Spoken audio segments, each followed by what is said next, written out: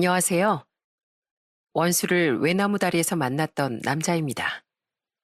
억울한 일을 당하거나 배신당한 적이 있는 분들은 한 번쯤 상상해 보셨을 거예요. 내 가슴에 앙금을 남긴 원수를 만나 통쾌하게 복수하는 일을 말이죠. 저는 주로 상상으로만 끝나고 마는 그 일을 실제로 겪은 적이 있습니다. 10년 묵은 채증이 쑥 내려간 당시 일에 대해 즐거운 마음으로 사연털이를 해볼게요. 저는 나이 33세 결혼을 했는데 아내와 인연은 꽤나 길고 특별했어요. 저는 어린 시절 서울 근처의 수도권 지역에 살았는데 아내와는 같은 동네 친구이자 중학교 동창이었죠. 우린 중학교 2학년 때 같은 반이 됐었는데 그전부터 서로 얼굴과 이름은 알고 있었어요. 너 조한수 맞지? 우리 아빠 친구분 아들. 나도 너 알아. 이수진이지? 그 이유는 바로 저희 아버지들 때문이었습니다. 우리 아버지들끼리도 서로 동갑내기 친구셨거든요. 아니, 친구라기보단 앙숙이셨죠. 두 분 또한 어릴 적부터 그 동네에 사셨다는데 어린 시절부터 사이가 굉장히 안 좋으셨다고 해요. 어쩌다 동네에서 서로 마주칠 때면 서로를 무시하거나 아니면 시비로 시작해 시비로 끝나기 바쁘시더라고요. 야, 곰탱이, 너 내가 내 구역에서 돌아다니지 말랬지? 왜 너희 집 근처 마트 두고 우리 집 근처까지 와서 공기를 탁하게 만들어? 뭐래 이 앞사비가? 마트에서 할인 행사 한다니까 왔지. 내가 너 보러 왔겠냐? 너야말로 공기질 괜히 나쁘게 만들지 말고 집구석이나 처박혀 있어. 저희 아버진 장인을 주로 얍삽이, 장인은 저희 아버지를 곰탱이라고 불렀습니다. 그게 서로 상반된 스타일의 두 분의 덩치 때문인지 성격 때문인지 모르겠지만은요. 그러다 보니 자연스레 저와 제 남동생 여동생과 아내와 처제 또한 서로의 얼굴과 이름 정도는 알게 되더라고요. 남편들이 사이가 안 좋으니 아내인 어머니와 장모 또한 서로를 못마땅한 눈빛으로 바라보곤 했죠. 나중에 들어보니 두 분은 어릴 적부터 사사건건 부딪히셨다는군요. 두 분은 성격이 상극이었는데 그러다 보니 자연스레 마찰을 빚을 일이 많았던 겁니다. 한 번은 장인이 중학교 시절 저희 아버지에게 결투 신청까지 했다고 하는데 그 일에 대해 두 분이 말씨름을 하는 것도 직접 들었었어요. 야, 너 그때 기억 안 나냐? 얍사바? 정정당당하게 결투하자고 하더니 시작하자마자 미리 쥐고 있던 흙모래 내 얼굴에 뿌린 일 말이야. 예전부터 강약 약강에 축구 같은 게임을 해도 반칙만 일삼고 넌 비겁하게 안 살면 이기는 법을 모르냐? 이기는 게 장땡이지. 싸움에 정정당당이 어딨어? 우리가 정식 스포츠 경기를 뛴 것도 아닌데 애들 놀이에 반칙 좀 하면 어때서? 그리고 넌 그렇게 강자인데 강하기만 해서 동네 양아치 형들한테 그렇게 벌벌대면서 돈 뜯겼었냐? 내가 다 봤다 그때. 너 눈물 콧물 짜면서 형들한테 봐달라고 사정하는 거. 맨날 정의로운 척하면서 사실은 겁쟁이니 비겁자야. 겁 좀 많아도 대놓고 비열하게 사는 너보단 내가 훨씬 낫다 이 찐따야. 반면 아내와 저는 친구들과 다 함께 잘 어울리던 좋은 친구 사이였습니다. 사이좋게 지내던 우리 사이에 잠시 묘한 감정이 싹튼 적도 있었어요. 제가 아니라 아내가 당시 저를 엄청 좋아했었거든요. 하지만 어릴 적부터 꿈이 경찰이었던 전 여자애들보단 운동과 몸 만드는 데만 관심이 있었죠. 때문에 저는 당시 아내의 마음을 받아주지 않았습니다. 이후 아버지의 정근으로 인해 저는 고등학교에 올라가며 서울로 이사를 오게 되었어요. 그리고 저는 열심히 노력한 끝에 경찰의 꿈을 이루게 됐죠. 그러다 아내를 다시 만나게 된 건 31살의 어느 날 나갔던 동창회에서였어요. 야, 조한수, 나 기억해? 나 수진이야. 너 진짜 몰라보겠다. 이수진, 당연히 기억하고 말고 다른 애들은 몰라도 내가 널 어떻게 했겠니? 그때는 두 번째로 열린 동창회였는데 아내는 저와 달리 이전 동창회부터 나와서 저를 찾았다는군요. 성인이 된 후 두어 번 연애를 했지만 꼭 한 번씩은 제 생각이 났다고 하더라고요. 다른 친구들은 반갑게 제외한 우리를 보며 짓궂게 놀렸습니다. 야, 조한수, 이수진, 너희 예전에 사귀지 않았냐? 사귀긴 무슨, 오버 좀 하지 마. 그래, 맞아. 우린 사귄 게 아니라 내가 일방적으로 한수를 많이 좋아했지. 기억하지, 한수야? 네가 내 첫사랑인 거. 오랜만에 만난 아내는 전보다 한층 털털하고 멋져져 있었습니다. 그때 다른 친구들이 아내의 근황을 대신 말해주더라고요. 야, 한수야, 너 그거 아냐? 수진이 얘도 고2 때 서울로 이사도 하고 지금 한의사도 됐대. 지금 무슨 꽤 큰 한의원에서 일하고 있다는데? 경찰인 너랑 연봉부터 다를걸? 이젠 수진이가 아니라 한수 네가 만나달라고 매달려 하는 거 아니냐? 진짜? 아우, 멋지다, 수진아. 어릴 적부터 그렇게 공부를 열심히 하더니 결국 이렇게 성공했네. 늦었지만 축하한다, 야. 서로 어릴 적 꿈을 이루고 성공하는 등 좋은 모습으로 만나니 동창회에 나오길 잘했다는 생각이 들었습니다. 그런데 아내는 어른이 된 그때까지도 여전히 저를 좋아하는 마음이 남아있던 모양이더라고요. 아내는 그 뒤 제게 따로 연락해 적극적으로 다가오더군요. 저 또한 당찬 아내의 모습에 마음에 움직여 연애를 시작하게 됐죠. 아버지, 수진이 기억나세요? 중학교 때 왜 저랑 같은 반이었던 이수진이요? 뭐? 기억하다 마다. 걔 이계수 그 자식 큰딸내미잖아. 맞아요. 이번에 동창회에서 만났는데요. 한의사가 됐대요. 대단하죠? 한의사? 대단한 개뿔.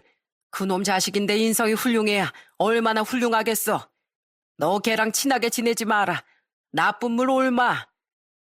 아내를 제외한 날 저는 아버지께 아내에 대해 말씀을 드렸습니다. 앙숙이었던 친구분과 안 본 지도 오래됐으니 이젠 앙금이 흐려지셨겠거니 싶어서요. 하지만 아버진 아내 이름만 들어도 아주 질색팔색을 하시더라고요. 어머니 또한 그 집 여자도 참 교양 없는 사람이었다며 고개를 절레절레 흔드셨죠. 나중에 아내에게 물어보니 아내의 집 또한 비슷한 반응이었더군요. 때문에 우린 만남을 시작하긴 했지만 양가의 말도 못하고 비밀 연애를 하게 됐답니다. 하지만 세상에 영원한 비밀이 어디 있겠어요? 결국 우리는 연애 1년 반 만에 우리 입으로 양가에 우리의 관계를 말씀드리게 됐습니다. 그렇게 된 데는 그만큼 중대한 이유가 있었거든요. 뭐? 누구랑 뭘 해? 임신? 죄송합니다, 아버지, 어머니. 아니, 죄송하다는 말 말고 다시 똑바로 말해보라니까. 지금 내 얘기가 잘못된 거냐? 아니요, 잘 들으셨어요, 아버지. 저 아버지 친구분 딸인 수진이랑 연애하고 있었어요. 그러다 말씀드린 대로 어제 임신 5주 차인 걸 알게 됐고요. 그래서 저 수진이랑 우리 아이 끝까지 책임지고 싶습니다. 이 결혼 허락해 주세요. 조심을 한다고 했건만 우린 혼전 임신을 하고 말았습니다. 너무 놀랐지만 저는 즉시 프로포즈를 했고 집안에 이 사실을 알렸죠. 예상은 했지만 특히 저희 아버지께선 뒷목을 잡으셨습니다. 아버진 결혼을 반대하고 싶은 기색이 역력하셨는데 차마 아이가 생겼다는 말에 그러지도 못하시더군요. 아이고, 두야. 아이고, 골 아파. 죄송합니다. 그래도 저 꼭 수진이랑 우리 아이 책임지고 싶어요, 아버지. 남잔 항상 가족에 대한 책임감이 있어야 한다고 아버지께서 가르쳐 주셨잖아요. 저는 몰매를 맞을 각오라고 처가에도 결혼 허락을 맡으러 갔습니다. 역시나 무릎 꿇고 사죄를 하는 제게 장인은 휴직과 리모컨 등등 손에 아주 잡히는 대로 물건을 던져댔죠. 네가 금지옥역 키운 우리 딸을 감히 웨딩드레스도 입기 전에 임신을 시켜? 그것도 조봉필 그 망할 놈의 자식 핏줄을. 너 이제 내 딸 인생 어쩔 거야. 당장 애 지워. 난 이 결혼 허락 못한다. 죄송합니다, 아버님. 그래도 저 허락해 주시면 사위로서 그리고 남편으로서 정말 열심히 노력하면서 살 자신 있습니다. 아빠 그만 좀 해요. 나 이 사람 좋아요. 중학교 때부터 엄청 제가 짝사랑했단 말이에요. 게다가 뱃속에 애까지 있는데 이제 그만 허락해 주세요. 저 이 아이 절대 못 지워요. 그런 장인의 곁에서 장모 또한 아이고 조상님 하며 한탄을 하고 있었습니다. 두 집안 어른들은 모두 그렇게 탐탁지 않아 하셨지만 아이를 지키겠다는 우리의 강한 의지에 결국 상견례 자리를 갖게 되었어요. 그래도 자리가 자리인 만큼 이번만은 점잖은 분위기에서 진행될 줄 알았는데 역시는 역시나더군요. 어이, 조봉필이 자식 한 번 잘 키웠네. 남의 딸 인생을 망치는 망할 자식으로 말이야. 우리 아들도 잘한 건 없다지만 남녀 평등이 만연한 이 시대 왜 내 아들한테만 책임 전가하냐? 너 내 아들한테 망할 자식이라고 하는 거 네 딸도 똑같이 망할 자식으로 폄하하는 말이야. 어따 대고 우리 딸이랑 네 아들을 비교해? 우리 딸 한의사야, 한의사. 쥐꼬리만한 박봉받는 이 경찰 아들하고 사회적 신분이 틀리다고 왜 이래? 아직도 돈 가지고 직업 귀천 따지는 일자무식인 인간들이 있다더니 그게 너였구만. 요새 지천에 깔린 게 돌팔이 의사라더라. 그에 비해 우리 아들은 머리부터 발끝까지 정의감으로 꽉꽉 들어찬 민중의 지팡이야. 그래? 그렇게 잘났으면 당연히 집도 네 아들이 해오겠지? 원래 남자는 집, 여잔 혼수잖아. 서울에 30평짜리 아파트에 오면 우리가 혼수 채워줄게. 요새 서울 물가가 얼만데 남자 여자 소리를 하냐? 꼭 꼰대들이 저렇게 옛날 생각만 하면서 무식한 소리를 해대지. 야, 나이가 들면 뒤처지지 않게 세상에 대한 공부 좀 해라. 맨날 술만 처마시지 말고. 하른 덴 삐쩍 골아가지고 술배만 디립다 나온 것 좀 봐. 뭐? 난 배만 나오기라도 했지. 넌 배뿐 아니라 온몸이 덕지덕지 살 아니냐? 이건 살이 아니고 근육이거든? 이 앞삽이 멸치야. 아휴, 한수 아버진 입이 험한 건 여전하시네요. 교양 없게. 교양 없는 건 수진이 아버님도 마찬가지시죠. 애초에 먼저 시bil 건 게 수진이 아버님이잖아요. 그 와중에 양가 어머니들까지 거드는데 골이 울리더라고요. 처제와 제 두 동생은 고개만 도리도리 젓고 있었죠. 저와 아내는 결국 싸움의 주동자인 두 아버지를 말렸고 그렇게 거의 체할 뻔한 분위기에서 상견례는 마무리됐습니다. 그래도 어찌저찌 우린 임신 3개월 차에 결혼식을 올릴 수 있었어요. 마침 예약이 취소된 예식장을 구해서 말이죠. 솔직히 그때 아내의 뱃속에 아이가 있지 않았다면 우리의 결혼은 끝까지 진행되지 못했을 것 같아요. 하지만 끝까지 저를 믿어준 아내와 우리에게 찾아온 생명을 저는 한 남자로서 절대 외면하거나 포기할 수 없었습니다. 여보, 우리 힘들게 결혼했지만 앞으로는 우리 아이랑 꼭 행복하게 잘 살자. 비록 양가 부모님들끼린 사이가 좋지 않지만 우린 그런 가족들의 불화를 이겨내고 끝까지 화목한 가정을 이루고 살자. 내가 그렇게 될 수 있도록 노력할게. 그렇게 우린 적어도 우리 둘끼린 행복한 신혼생활을 시작했습니다. 하지만 행복은 정말 짧았죠. 아내는 임신 6개월째인 24주 차에 계류유산을 하고 말았거든요. 원인은 아내의 뱃속에 있던 아이의 심정지였습니다. 말이 계류유산이지 사실상 그 시기 정도면 사산이라고 한다고 하더군요. 아내는 수술을 통해 이미 숨이 멎은 아이와 이별하게 됐는데 그 뒤 몸보다 극심한 마음의 고통을 겪어야 했습니다. 내가 무리하지 말고 일찍 일을 쉬었어야 했어. 그랬으면 분명 우리 아기를 지킬 수 있었을 거야.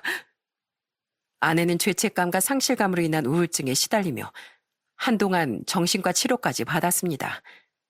저 또한 아이를 떠나보냈다는 고통이 온몸을 휘감았지만 저보다 아내의 상처가 더 클 거라고 생각했어요. 때문에 저는 힘들다는 말도 차마 하지 못하고 그런 아내를 보살피는데 최선을 다했죠. 하지만 아내는 그런 제 마음을 헤아려 주긴커녕 오히려 저를 탓하더군요. 난 이렇게 몸도 마음도 힘든데 당신은 왜 그렇게 멀쩡해 보여? 당신은 우리 아이가 떠난 게 안 슬퍼? 아니야, 그게 무슨 소리야. 나도 너무 가슴 아프고 슬퍼. 그런데 나보다 당신이 훨씬 힘들 것 같아서 나라도 정신 차리고 당신 보살펴 주려고 버티는 거야. 그래? 가슴이 아파? 그래도 양심은 있나 보네. 양심? 그래, 양심. 솔직히 당신이 그깟 경찰이 아니라 적어도 나처럼 한의사 정도만 됐어도 내가 그 몸으로 일한다고 무리는 안 하지 않았겠어? 주위에서 왜 고작 경찰이랑 결혼하냐고 말릴 때 내가 그 말을 들었어야 했어. 우리 부모님이 말릴 때 들었어야 했다고. 당신이 남편으로서 임신한 나한테 해준 게 대체 뭐가 있어? 해교 동화 읽어주기? 집안일 해주고 내 다리 주물러주기? 그건 그냥 아무나 다 해줄 수 있는 거잖아. 내가 유산한 건 전부 당신이 무능력한 탓이야. 당신 말이 맞아. 내가 더 노력하고 잘했어야 했어. 내가 다 미안해. 내가 다 잘못했으니까 제발 전처럼 밥이라도 잘 먹어주라. 어? 아내는 모든 원흉의 화살을 저에게 돌렸고 날이 갈수록 쌀쌀맞고 예민해져 갔어요. 때문에 가끔은 다툼이 일 때도 있었죠. 그래도 저는 금세 고개를 저으며 다 제 잘못이라고 참고 받아줬습니다. 하지만 아내의 행동은 점점 도가 지나쳐 갔어요. 나 피곤하니까 거실에서 시끄럽게 굴지 말랬잖아. 지금 시비 거는 거야? 시비라니. 당신이 옆에 누워서 거슬리지도 말라고 해서 지금 TV 볼륨 3으로 해놓고 보고 있잖아. 잘 들리지도 않아서 귀 기울이고 있는데 뭐가 그렇게 시끄럽다는 거야? 아예 숨소리도 내지 말라고 짜증나니까. 지금 내가 예민하다고 내 탓하는 거야? 나한테 해준 것도 없으면서 고작 조용히 하라는 것도 못 지켜줘? 여보. 아내는 자기 뜻에 조금이라도 거슬리면 제게 물건까지 마구 집어던졌습니다. 과거 결혼 허락을 받으러 갔던 제게 장인이 그랬던 것처럼요. 아내의 그런 괴팍한 성질은 장인을 빼닮은 거더라고요. 아내는 그렇게 완전히 다른 사람이 되어갔어요. 문제는 장인 장모의 행동도 마찬가지였다는 거죠. 장모는 늘 저를 탐탁지 않게 쳐다보고 시큰둥하게 대하곤 했는데 장인의 행동은 차원이 아주 달랐습니다. 장인은 제가 처가에 가거나 장모와 함께 아내를 보러 저희 집에 올 때마다 저를 구박하기 일쑤였어요. 자네, 설마 몸도 마음도 힘든 데다 돈도 자네보다 잘 벌어오는 우리 딸한테 집안일 같은 거 시키는 거 아니지? 아닙니다, 장인어른. 제가 힘닿는 데까지 열심히 하고 있어요. 진짜 제대로 하고 있는 거 맞아? 애가 피골이 상접한 것 좀 봐. 자네가 음식 하나 제대로 못 만들어주니까 애가 저렇게 마른 거 아니야? 자네, 우리 딸 데려갈 때 나한테 뭐라고 했나? 자네가 우리 딸이랑 뱃속의 손주 반드시 책임지겠다고 했지? 그런데 자네가 뭘 책임졌나? 무능력한 자네 때문에 우리 손주도 떠나고 우리 딸 인생도 망가진 거야. 죄송합니다, 장인어른. 그놈의 죄송. 그 말은 누가 못해? 경찰은 개뿔. 지 처자식도 제대로 못 지키면서 경찰은 어디 가서 자네 부친처럼 꼴에 정의로운 척 책임감 있는 남자인 척 허세 부리고 다니지 말게. 에휴, 입맛 떨어져. 여보, 수진아, 우리끼리 나가서 밥 먹고 들어오자. 자넨 따라오지 말고 집 청소나 하고 있어. 너무 서러운 나날의 연속이었습니다. 그나마 처가에서 제게 가끔 위로의 말이라도 건네주었던 건 저를 불쌍히 여겼던 처제 한 사람뿐이었죠. 아무리 처가도 그 자식인 아내도 별로 탐탁지 않아 했다지만 어쨌든 저희 부모님은 아내를 걱정하셨는데 아내는 자신이 걱정돼서 찾아온 저희 부모님에게도 굉장히 쌀쌀맞게 대하더라고요. 어머니, 아버지, 죄송해요. 그런데 유산 후에 집사람이 너무 많이 예민해져서요. 언젠간 시간이 해결해 주겠죠. 당분간 두 분은 저 혼자서 찾아뵐 테니까 이해 좀 해주세요. 그래, 아이를 잃으면 특히 여자는 몸도 마음도 많이 힘들다고 하더라. 어떤 부부에게나 위기의 순간은 오는 거 아니겠니? 네가 새아가 좀 잘 위로해 주거라.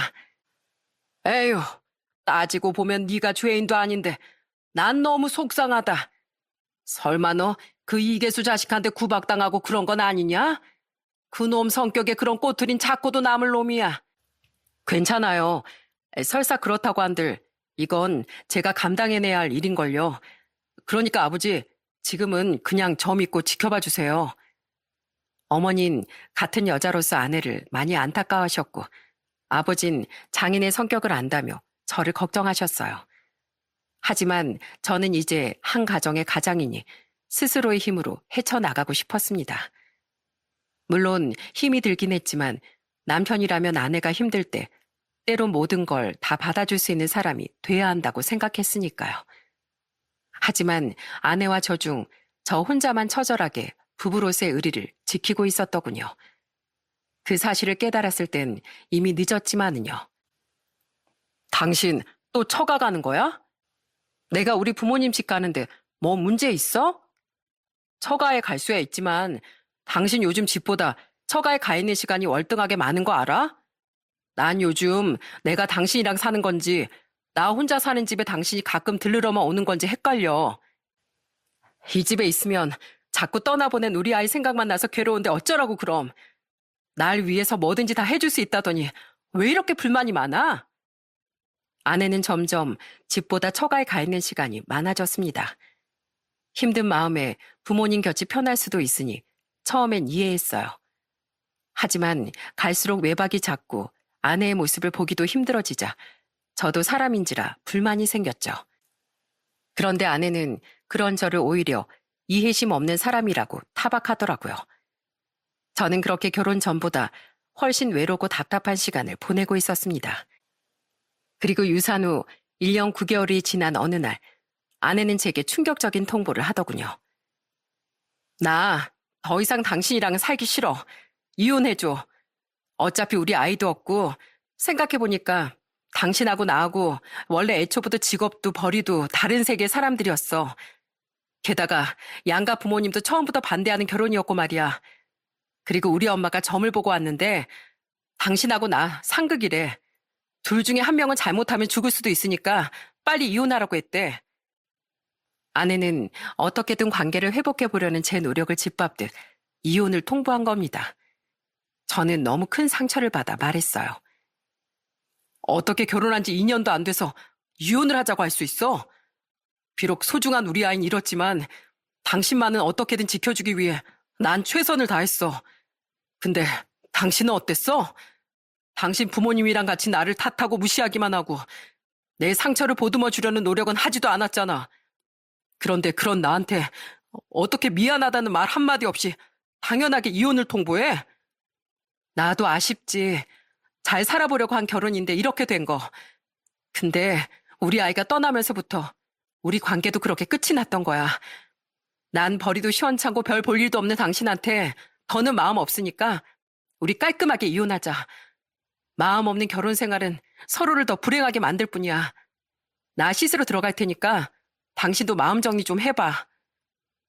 아내는 망연자실해 하는 저를 두고 유유히 씻으러 들어가 버렸습니다. 너무 허무하고 허탈하더라고요. 하지만 이미 마음이 떠난 아내를 더 붙잡아서 무엇하겠습니까? 너무 괴롭지만 이젠 정말 모든 걸 내려놓아야 하는구나 싶어 체념하던 그때 화장대 위에 놓여있던 아내의 휴대폰 진동이 울리더군요. 무심코 화면을 봤더니 그곳엔 저장되지 않은 번호로 전화가 걸려오고 있었죠. 처음엔 그러려니 했는데 그 전화는 연달아 3번이나 더 걸려오더라고요. 그런데 왜 사람 촉이라는 게 있지 않습니까? 경찰의 촉인지 뭔지 그 전화가 왠지 너무 쎄하게 느껴졌어요. 그래서 저는 그 번호를 제 휴대폰에 저장한 뒤 SNS로 번호 주인에 대한 정보를 찾아봤죠. 처음 듣는 이름인데? 누구지? 그 사람은 낯선 얼굴의 남자로 이름도 얼굴도 처음 보는 사람이었는데 왠지 모르게 자꾸 불길한 느낌이 들더라고요. 저는 그날 아내에게 이혼에 대해 생각해 보겠다고 애써 아무렇지도 않게 말한 뒤 다음날 그 남자에 대해 뒷조사를 했어요. 그리고 얼마 뒤 받아본 결과는 충격적이었죠. 그놈은 아내와 약 7개월간 만남을 갖고 있던 상간남이었던 겁니다.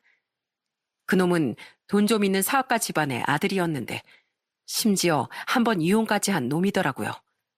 그리고 가장 제게 충격과 배신감을 준 사실은 바로 그놈을 장인이 건너 지인을 통해 직접 아내에게 소개시켜줬다는 거예요. 어떻게 버젓이 남편 있는 자기 딸한테 다른 남자 소개시켜줘? 이게 인간이 할 짓이야? 조사 결과가 담긴 종이를 꽉 쥔 제 손이 부들부들 떨렸습니다. 아내는 그동안 처가에 놀러 간다는 핑계로 그놈을 아주 자유롭게 만나고 다닌 거예요. 참을 수 없는 배신감에 저는 당장 아내에게 달려갔어요. 아내가 그날도 처가에 간다는 핑계로 그놈을 만나러 간 걸 알고 있었거든요. 분해서 눈 사이를 비집고 나오는 눈물을 애써 닦으며 저는 예약했던 식당에서 식사를 마치고 다정하게 나오던 두 연놈의 앞을 덮쳤습니다. 야, 이수진! 아, 깜짝이야. 뭐야, 당신이 여긴 어떻게 알고 왔어? 그게 중요해 지금? 중요한 건 당신 아버지란 인간이 유부녀인 딸한테 버젓이 이웃남을 소개시켜 준 거. 그걸 또 좋다고 7달이나 만나고 있던 당신의 파렴치한 행동이지. 뭐야, 당신 내 뒷조사한 거야? 아내는 그런 제 말에 잠시 당황한 기색을 보이더군요. 하지만 이내 뻔뻔한 표정으로 얼굴에 철판을 두르더니 이렇게 말하는 게 아니겠어요? 그래, 나 남자 있어. 오히려 잘 됐네. 괜히 또 가정을 지키네 만에 한 번만 기회를 달라느냐 하면서 구질구질하게 매달리면 어쩌나 걱정했는데 당신도 보다시피 내 마음은 이미 콩밭에 가 있거든? 위자료 그까짓 거 얼마든지 줄 테니까 이제 빨리 이혼해줘. 아, 그쪽이 우리 수진이랑 산다던 능력 없는 남편분? 실제로 보니 한층 더 무능력해 보이시네요. 남잔 재력이고 생명인데 집도 잘 살고 사업하는 저랑 다르게 그쪽은 집도 평범, 허리도 박봉이라면서요? 당신 같은 사람한테 우리 수진이가 훨씬 아까우니까 이제 그만 놓아주시죠. 저한테도 소송 걸려면 거세요. 그깟 위자료 몇 푼 얼마든지 줄 테니까. 사람은 끼리끼리라더니 상간남 또한 아주 당당하더군요. 제가 경찰만 아니었다면 두 연놈을 그 자리에서 불지옥에 보내버리고 싶었습니다. 하지만 차마 그럴 수가 없어 분노로 두 주먹만 부들부들 떨렸죠. 저는 아내에게 이를 악물고 말했습니다.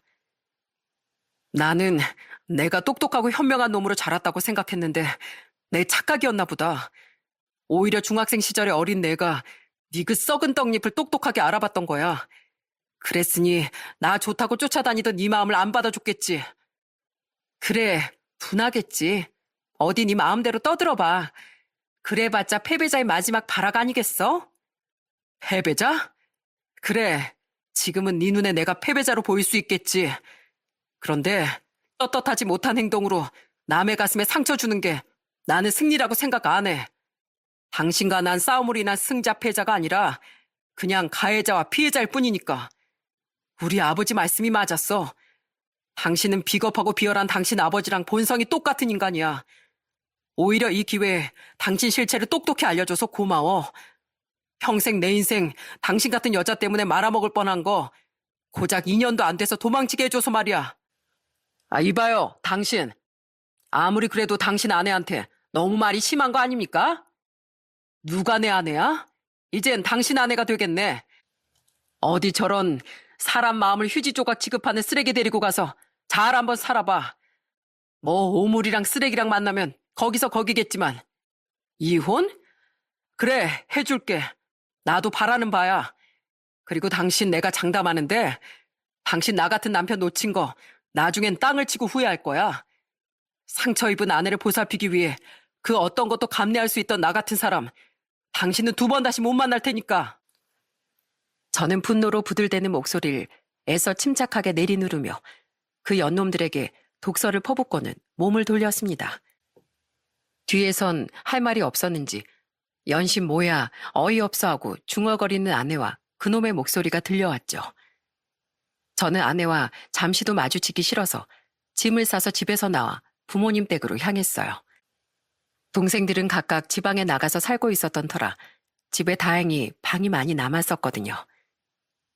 죄송해요, 아버지, 어머니. 꼭 잘 사는 모습 보여드리겠다고 약속드렸는데 제 선택이 어리석었던 모양이에요. 집은 금방 구해서 다시 나갈 테니까 그동안만 잠시 여기서 지내게 해주세요. 제게 모든 사정을 들은 부모님은 뒤로 나자빠지셨습니다. 특히 성격이 불같으셨던 저희 아버진 완전히 눈이 뒤집어지셨어요. 이계수 그 개자식이 끝까지 우리 집안을 물먹여? 한수 너 앞장서라. 내가 아주 그놈을 요절을 내버리려니까. 아버진 잔뜩 흥분해서 저를 거의 질질 끌고 처가로 향하셨어요. 나중에 혼자 찾아가서 장인에게 따져 물으려고 했던 전 말리지도 못할 정도로 화가 나신 아버지가 걱정돼 쫓아갔던 거죠. 아버진 아직 제가 모든 사실을 알게 된 걸 모르는 장인이 문을 열어주자 신발도 벗지 않고 그 집에 들어가 소리 지르기 시작하셨어요. 야, 이 얍사봐. 넌 어떻게 나이가 들수록 하는 짓이 더 더럽고 야비해져 가냐? 이게 무슨 짓이야? 왜 남의 집에 신발을 신고 들어와? 조서방, 자네 지금 자네 애비까지 데리고 와서 무슨 난동인가? 흥, 이놈 시침 떼는 것 좀 보소. 야, 이 인간 말종 자식아. 네가 감히 우리 아들 몰래 네 딸한테 다른 남자 소개시켜줬다며? 우리 아들이 직접 두 눈으로 봤단다. 뭐? 허참, 그걸 또 어떻게 알았대? 얜 그런 일이 있었으면 나한테 연락을 해줬어야지, 참. 그래, 내가 소개시켜줬다. 어차피 우리 딸 발목 붙잡던 애도 사라졌으니 잘 됐다 싶어서 내가 니놈 아들이랑 비교도 안 되게 잘난 놈을 우리 딸한테 만나보라고 했어. 그게 왜? 멀리 보면 그게 내 딸을 훨씬 더 위하는 일 아니겠냐? 그게 지금 부모로서 자식한테 잘하는 짓이냐? 자식이 잘못되면 부모가 잡아줘도 모자랄 판에 그걸 부추겨? 에라이 이 바퀴벌레 같은 놈아. 우리 딸 잘 될 것 같으니까 그냥 너 배알 꼴려서 그런 거 아니냐? 꼬우면 너도 네 아들한테 더 잘난 여자 소개시켜주든가. 그럼 될 거 아니야? 왜? 네 아들은 능력이 없어서 소개받는다는 여자도 없지? 네가 그렇게 별 볼 일 없어 하는 우리 아들을 네 딸이 지겹게 쫓아다녀서 결혼까지 하게 된 거 모르냐? 네 딸이 남자 보는 눈 하나는 탁월한 줄 알았더니만 역시나 지 애비랑 똑같은 애였네. 지가 들어가는 길이 시궁창인 줄도 모르고 아주 지 집처럼 찾아서 잘 기어 들어가고 있었어. 뭐야? 너 지금 우리 딸 욕했냐? 네 딸 욕먹일 짓은 네가 먼저 했지, 이 쓰레기 자식아. 아버진 뻔뻔하게 구는 장인을 잡아먹을 듯 삿대질을 하며 비아냥거리셨습니다. 약이 오른 장인은 저희 아버지께 마구 달려들려고 하더군요. 이대로 뒀다간 정말 주먹질이 오갈 것 같아 저는 아버지 앞으로 뛰어들어 장인을 막았습니다. 그리곤 장인을 노려보며 말했죠. 감히 누구 아버지 몸에 손을 대려고 합니까? 있죠, 아저씨. 아저씨는 제가 본 인간들 중에 가장 최악이고 한심한 사람이에요. 자식에게 사람으로서의 도리를 저버리라고 부추기는 부모는 제가 듣도 보도 못했거든요. 뭐야? 아이 썩을 놈이 감히 어른한테. 어른이 어른다워야 어른 취급을 하죠. 마음 같아선 존댓말도 안 하고 싶은데 저는 부모님께 어른에 대한 최소한의 예의는 항상 지켜야 한다고 배워서요. 부모에게 배운 거라곤 남 배신한 짓거리밖에 없는 아저씨 딸과 다르게요. 아저씨는 아저씨 딸을 더 나은 길로 이끈 것 같죠? 아니요. 아저씨는 아저씨 딸을 시궁창으로 내몬 거예요.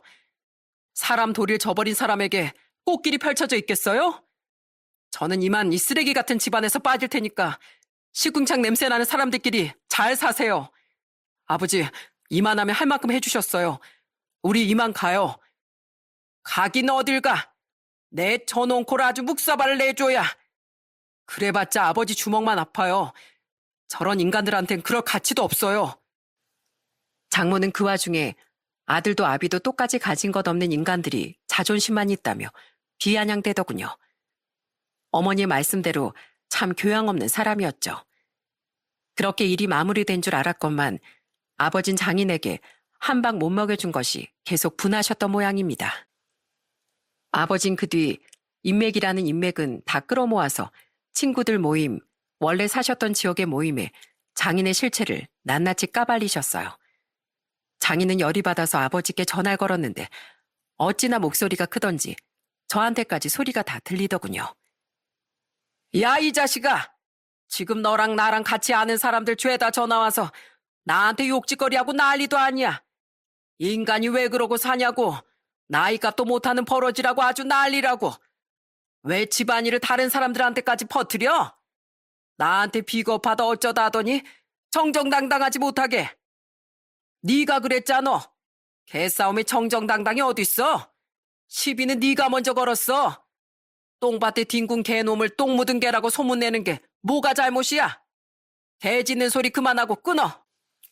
아버진 장인을 실컷 약올리며 전화를 끊어버리셨습니다. 그게 끝이 아니었어요. 아버진 아내가 일하는 한의원까지 찾아가 죄다 엎어버리고 왔다고 하시더라고요. 저는 그 사실을 그날 저녁 아내의 전화를 받고 알게 됐죠. 당신 아버지 진짜 왜 사람을 이렇게 괴롭히는 거야? 우리 아버지만 망신 주면 됐지. 왜 내 일터까지 와서 내가 바람이 났네 어쩌네 소리를 지르고 가는 거냐고. 나한테 글쎄 당신 아버지가 뭐라고 했는지 알아? 우리 며느리 잘 있었냐? 요새 우리 아들 배신하고 돈 많은 이혼남이랑 바람 피우느라 바빴다며? 그걸 또 네 아버지가 소개시켜 줬다지? 이야, 그래서 그런지 못 본 새 살도 통통하게 오르고 낯짝도 좋아졌네. 볼에 차오른 그건 욕심이냐 심술이냐? 아, 여러분, 여기 의사가 말이죠. 이제 곧 제 며느리가 아니라 전 며느리가 될 사람인데요. 유부녀 주제에 바람 피우다가 걸리니까 위자료 주면 되는 거 아니냐고 당당하게 말한 당찬 신여성입니다. 요새 세상이 바뀌었다더니 바람 피우는 게 부끄러운 일도 아니게 됐나 보네요. 우리 때랑 참 달라요. 그죠? 아, 이렇게 떠들었다니까.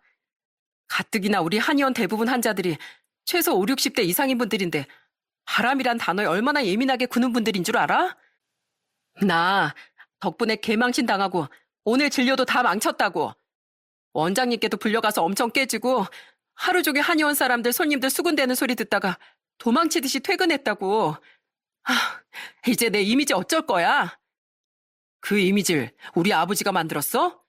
네가 만든 거잖아. 네 아빠랑 합작해서. 그러게 애초에 부끄러운 짓을 하지 말았어야지. 아무튼 꼴 좋게 됐다. 자업자득이니까 네가 싼 편은 뒤처리 스스로 잘하시고요. 나한테 얼마든지 주겠다던 위자료나 잘 지급할 생각하세요. 말이야 그렇게 했지만 저는 아버지께 걱정스럽게 말씀드렸어요. 아버지, 그러다가 걔네 한의원에서 영업방해 명예훼손으로 소송이라도 걸면 어쩌려고 거길 찾아가셨어요. 저 정말 깜짝 놀랐잖아요. 지 잘못도 모르고 너한테 전화해서 그랬다고? 휴, 지 애비 닮아서 아주 뻔뻔하긴. 그렇게 한 방 먹였으니 됐다. 넌 경찰이라 혹시라도 법에 걸릴 일은 아무것도 못하잖아. 그래서 뒤집어 엎지도 못하고 얼마나 답답했겠냐. 그래서 너 대신 이 애비가 발벗고 나선 게다. 흥, 그런 놈들은 그렇게 개망신 좀 당해봐야 돼. 감사해요, 아버지. 그래도 앞으로는 절대 그러지 마세요. 저 때문에 아버지한테까지 문제가 생기면 너무 죄송하잖아요. 저는 아버지께 너무 죄송하고 감사한 마음에 손을 잡고 눈물을 흘렸습니다. 그리고 앞으로 아버지께 더 이상 못난 아들이 되지 않겠다고 다짐했죠. 저는 그렇게 아내와 이혼을 했고 아내와 상간남에게 위자료를 받아낼 수 있었어요. 그리고 저는 동창들에게 아내와 일을 가감없이 모두 퍼뜨렸고 아내는 결국 동창들 사이에선 얼굴도 들지 못하게 다니게 됐습니다. 뭐 그만한 각오는 하고서 그런 일을 벌였을 테지만은요. 그 뒤 친구들에게 듣기로 전처는 그놈과 재혼을 했다고 해요. 그리고 결국 몇 달 뒤 쫓겨나듯 일하던 한의원에서 그만뒀다는군요. 워낙 소문이 안 좋게 났으니 한의원 측에서도 전처를 계속 고용할 필요가 없었을 테니까요. 그 뒤 전처는 조금 더 작은 한의원으로 일터를 옮겼다는데 그렇게 조금의 타격을 준 것만으로도 저는 만족하기로 했어요. 우리 집에 있어도 되는데 정말 나갈 생각이니? 다 큰 자식이 이혼까지 해서 부모님께 짐이 될 수는 없죠. 어차피 근처로 집 구할 거라 자주 놀러 올게요. 저는 이혼을 마치고 다시 독립을 했습니다. 부모님 곁에서 부모님을 모시고 살까도 했지만 자꾸만 어머니가 제 방을 치워주시고 식사까지 차려주느라 고생하시니 죄스럽더라고요. 때문에 두 분께 부담되지 않게 독립한 뒤 두 분을 전보다 훨씬 자주 찾아뵈며 살았죠. 저는 이혼에 대한 상처를 일로 승화시키려고 노력했습니다. 열심히 일하며 전처와 전 장인처럼 남의 눈에 피눈물 내는 인간들이 법망을 피해가지 못하도록 억울한 사람들 편에 서서 응징해 주려고 열심히 발로 뛰었죠. 그렇게 살다 보니 자연스레 마음도 많이 치유되고 분노도 많이 사그라들더군요. 다만 뭔가 제대로 복수해주지 못했다는 생각에 약간의 응어리가 가슴 한편에 남아 있었습니다. 그런데 이혼한 지 5년 뒤 아주 절묘한 기회가 저에게 찾아왔지 뭐예요? 그건 어느 겨울날의 일이었습니다. 저는 그날 음주 단속을 하고 있었죠.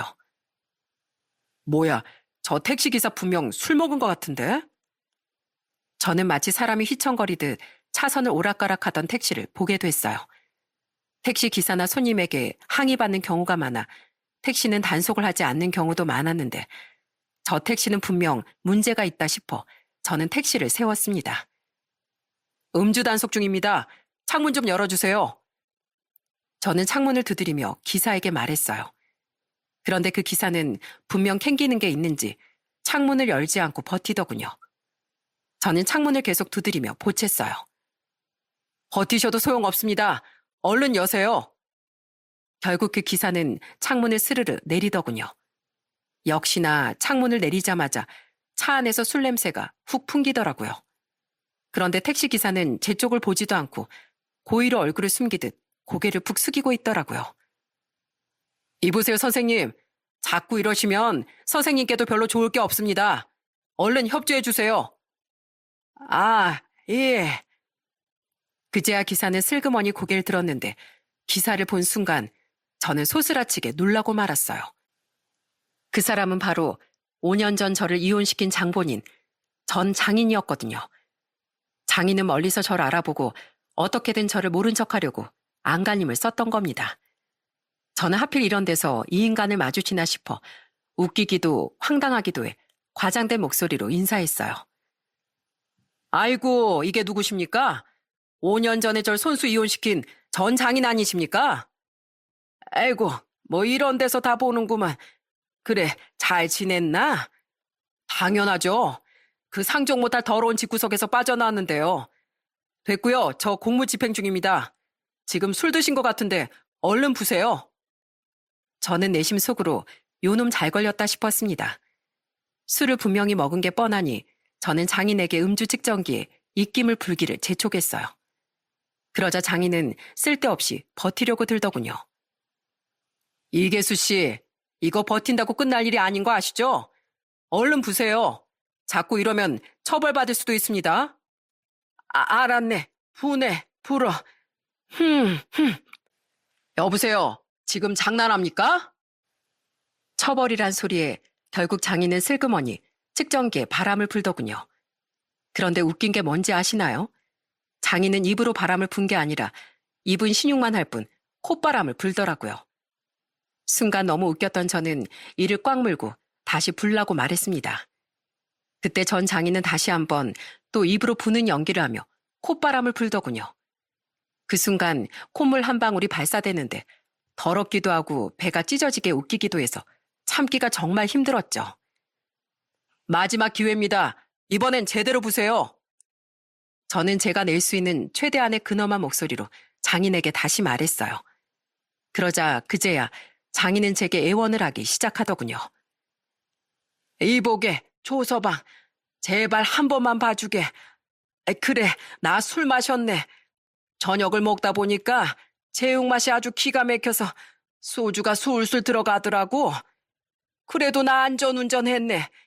이대로 집에 얌전히 갈 테니까 제발 한 번만 봐주게. 자네만 조용히 하면 무사히 내가 빠져나갈 수 있을 게 아닌가. 나 운전으로 먹고 사는 사람이야. 예정을 생각해주게. 예, 예정을 생각해서 아무런 사심 없이 딱 법대로만 일 처리해드리겠습니다. 법대로 말고 정대로 하자고, 정. 네, 알겠습니다. 미운 정대로 그럼 일 처리하죠. 사실 법대로나 미운 정대로나 특별히 차이는 없는데요. 그 말이 위안이 된다면 뭐 해드릴게요. 이제 그만 시간 끄시고 협조하시죠. 이계수 씨. 경찰이 이렇게 시덥지 않은 말로 시간 보낼 수 있을 정도로 한가한 직업 아닙니다. 하지만 씨알도 먹히지 않자 결국 장인은 음주 측정에 협조해야 했습니다. 술을 얼마나 먹었는지 측정 결과는 면허 취소 수준의 농도가 나오더라고요. 저는 나라 잃은 표정이 된 장인에게 싱긋 웃어 보이며 말했어요. 이계수 씨, 면허 취소 수준으로 안전하게 서로 모셔다 드리겠습니다. 함께 동행하시죠. 자네, 꼭 이렇게까지 해야겠나? 네, 예정 생각해서 빠져나갈 바늘구멍만한 틈도 없이 아주 철저하게 법적으로 처리해드리겠습니다. 결국 그날 장인은 경찰서로 동행해 조사를 받은 뒤 즉시 면허 취소를 당했습니다. 저에게 잊지 못할 치욕을 선사해준 인간에게 우연치 않게 최고의 복수를 해준 순간이었죠. 물론 저와 진짜 친분이 있는 사람이었어도 저는 민중의 지팡이로서 절대 봐주거나 하진 않았을 거예요.